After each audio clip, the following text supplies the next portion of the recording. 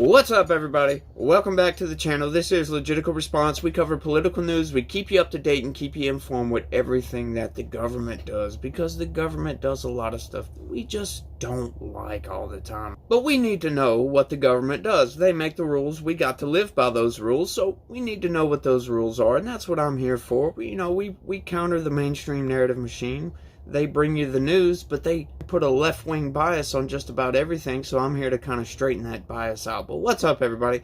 How the hell's your day going, by the way? I hope y'all having a good day. We doing all right over here. Let's go ahead and jump into the story right quick, because it's getting crazy out there, y'all. Check this out. Chicago's response to migrant influx stirs long-standing frustrations among black residents. Now, this is something I've been talking about for a while. Ever since the Biden administration has came into power, they have opened the floodgates and have allowed millions upon millions of criminal aliens to come into this country, right? Overflowing the system and breaking the backs of the American taxpayer. People can't handle it. They're having to house all these places because they claim to be a sanctuary city for migrants, right? Like, they wanted to virtue signal and let everybody know that we care about everybody. So now that's being put to the test, y'all. That is definitely being put to the test, and they can't handle it, right? It's breaking systems. It's breaking the bank. It's breaking everything. It's breaking people's minds. They don't know what to do, right? Like, the government is treating these people like first-rate people and treating everybody else like second-class citizens. It is outright outrageous. And the residents in Chicago are quite pissed off about this, y'all. Check this out. The closure of Wadsworth Elementary School in 2013 was a blow to residents of the majority black neighborhood it served, symbolizing a city indifferent to their interests. So when the city reopened the Wadsworth last year to shelter hundreds of migrants without seeking community input, it added insult to injury. Across Chicago, black residents are frustrated that long-standing needs are not being met, while the city's newly arrived are cared for with a sense of urgency and with their taxpayer dollars. That's right. Our voices are not valued nor heard, says Genesis Young, a lifelong Chicagoan who lives near Wadsworth. Chicago is one of several big American cities grappling with a surge of migrants. The Republican governor of Texas has been sending them by the busload to highlight his grievances with the Biden administration's immigration policy. Now, right there, you see what I mean? They're trying to put a spin on this thing, right? Like, the Biden administration has been flying migrants in and busing migrants on a much larger scale than what the Texas governor has been doing. But they only point out that it's the Texas governor doing it, right? They don't want to point out that Joe Biden has been doing it on a much greater scale, much more magnitude of people coming across. They're busing them all over the place, but yet they want to try to blame Republicans. This is the mainstream narrative machine's attempt to blame the border crisis on Republicans. It's like, no, sorry, that's not going to work. People aren't freaking blind, right? Like, you got Joe Biden open the freaking floodgates and has allowed these people to come in. Now it's destroying cities, if you will, because these people are taking up housing in schools, housing all over the place. They are giving them luxury hotels. If they don't have a school or high school gym or something to put them in, they put them in luxury hotels. They're giving them debit cards with thousands of dollars. And at the same exact time, right, like, our economy is not doing so great, in case you haven't noticed at the grocery store, right? But you got the corporate press and all your politicians getting up there saying, no, the economy's great. Look at the freaking stock market, y'all. No, the economy's great. Look at the job numbers. Well, hang on. To be clear, most of those jobs are government jobs. And then also they're giving these jobs to criminal aliens, right? So none of this stuff is helping American citizens. And that's what people are pissed off about. You know, they got so many jobs out there, y'all. Like, the economy should be doing good. We've got jobs out the wazoo, right? Not accounting for the fact that it's criminal aliens taking up those jobs. And it's government jobs, which are still jobs, by the way, but it's government jobs. And that's also, there's a lot of people who, there's video after video after video of people getting online saying, I can't do this, I can't afford groceries, I can't afford living, I can't afford my rent, I can't afford my bills, crying about this stuff. Just pleading with somebody, please help. And what does the Biden administration do? And what do all these sanctuary cities do? They give thousands of dollars to criminal aliens, people who are not even supposed to be here, all in a bid to virtue signal and say, we're the good people, we're on the right side of history, folks. But people are starting to see through this. This is a facade that they are putting up. They do not care about you. They don't care about the people of this great country.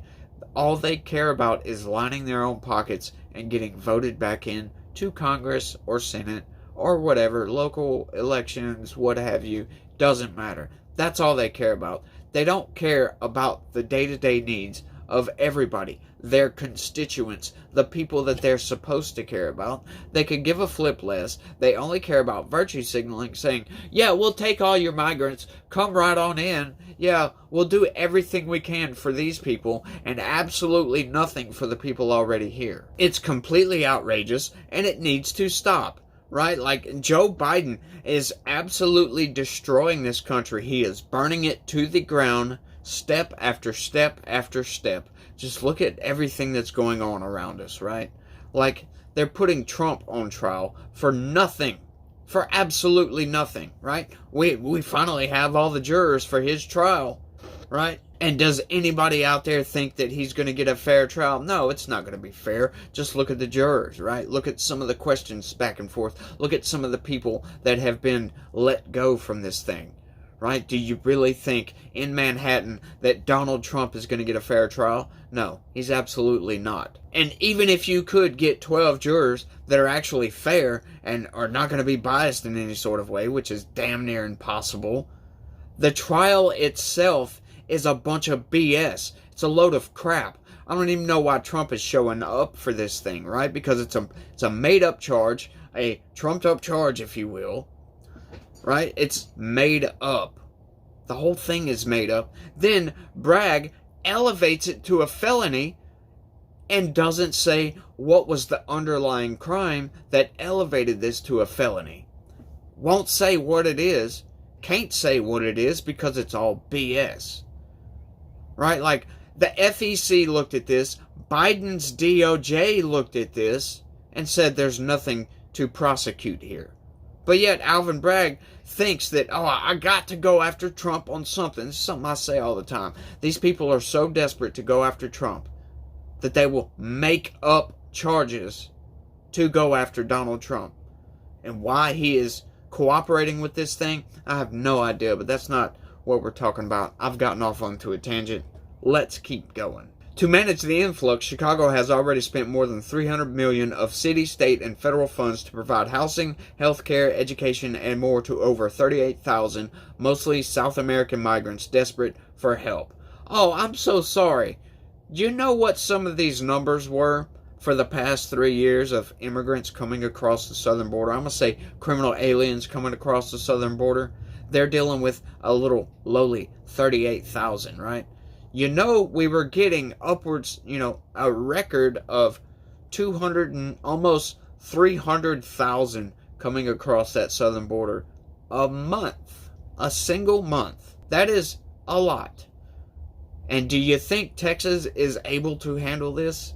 No. If they can't handle 38,000, how do you think the rest of the country is handling 15 million, 10 million, whatever the number is? Because you go to look up the stats, you can't find the actual numbers, right? Like some say, oh, it's only like 3 million, but that's BS. We know that's BS. Most of the numbers hover around 10 to 12 million. Some estimates, the higher estimates, are upwards of 20 million. That's absolutely insane. That's completely crazy. So how do you think the country is handling it, right? But you got your politicians out there saying, yes, we're doing fine, y'all. We're doing just great. Look at the economy. Look, we got all these jobs. We've created so many new jobs. but they've given them to criminal aliens. So you're not helping the country. The speed with which these funds were marshaled has stirred widespread resentment among black Chicagoans. But community leaders are trying to ease racial tensions and channel the public's frustrations into agitating for the greater good. The outcry over immigrants in Chicago and other large Democrat-led cities is having wider implications in an election year. The Biden administration is now advocating a more restrictive approach to immigration in its negotiations with Republicans in Congress. But that's all a bunch of BS, right? Like, Joe Biden keeps saying, Republicans need to pass legislation. No, they don't. This is not a law issue. I've said this before. I've said this 1,000 times. This has nothing to do with law, right? As a matter of fact, they're violating federal law by doing what they're doing. This is policy. He is allowing these people to come in. He's just not vetting them, not checking them, just not searching them, just letting them come in. Who cares, right? And then you got the cartels. The cartels are running drugs with impunity across our southern border, killing 100,000 people a year from fentanyl overdoses. Fentanyl's getting into all kinds of stuff that it shouldn't be in. And what does the Biden administration do? Republicans need to pass legislation. No, you need to stop these people from bringing these drugs across the border. That's what they need to do. But are they doing it? No. The Biden administration is the worst administration ever. In United States American history. In the history of this country, we have never had a worse president. And it blows my mind day after day after day, the corporate press trying to lie and cover up what the Biden administration is doing by saying, Republicans are busing migrants all over the place. Right? When the Biden administration is not only busing migrants, but they're flying migrants and training migrants all over the country, at least 10 times the amount that Texas was doing. At least 10 times the amount. But can you get the corporate press to tell the truth? No, you cannot. Since the Wadworth building reopened as a shelter, Young has felt extreme anxiety because of the noise, loitering, around-the-clock police presence that came with it. More than anything, she and other neighbors say it's a reminder of problems that have been left unsolved for years, including high rates of crime, unemployment, and homelessness.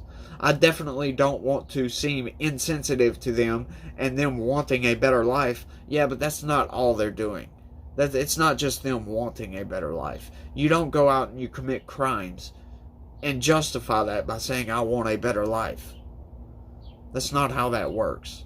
If Joe Biden would stop these people from coming across the border, you wouldn't have to deal with this, ma'am. However, if you can all of a sudden come up with all these millions of dollars to address their housing, why didn't you address the homeless issue here, said Charlotte Jackson, the owner of a bakery and restaurant in the South Loop neighborhood.